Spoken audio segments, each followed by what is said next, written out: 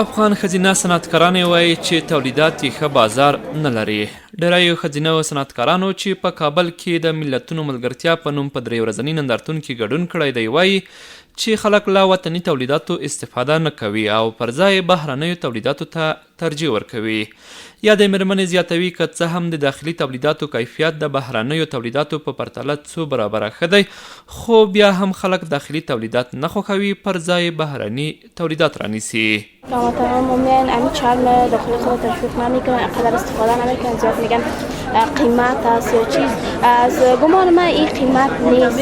مثلا اگر یک چرم افغانی را با یک پلاستیک تفکیک بکنن قیمت بسیار زیاد کم است، ولی همین همشهریان ما قدر با چرم بلدیت ندارن و استفاده نمیکنن. ښځینه صنعتکارانې له خلکو غواړي چې دغه نندارتون ته راشي، د دوی تولیدات او په لاس جوړ شوي توکي دې له نږدې وګوري او د دوی ملاتړ دې وکړي. دغه مېرمنې زیاتوي چې څومره د خلکو ملاتړ ورسره زیات وي، هغومره به دوی با کیفیته او غوره تولیدات ولري. 3 روز نمایشگاه برای همشهریان ما باز می‌باشه.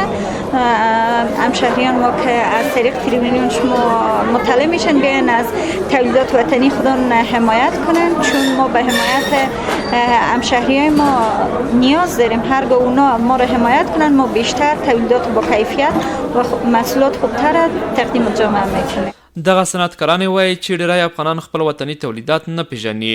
دوی وایي د دې لپاره چې تولیدات یې خلک وپیژني باید دغه ډول نندارتونونه ورته جوړ شي څو خلک له خپلو داخلي تولیداتو سره بلد شي.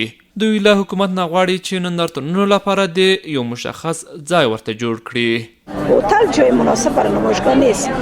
اصلا تمام ارگان‌ها یکی شوه عمو بادام باغ بگیرن که هر جای نمایشگاه شد تمام افغانستان بفهمه که ما چقدر در بادام باغ سرمایه گذاری شده از طرف وزارت زراعت مالداری، یعنی جای نشست برشان داره، فضای باز داره، فضای بسته داره. د یادولو ده چې په دې وروستیو څو کلونو کې ډیریو افغان مېرمنو صنعت ته مخه کړې ده.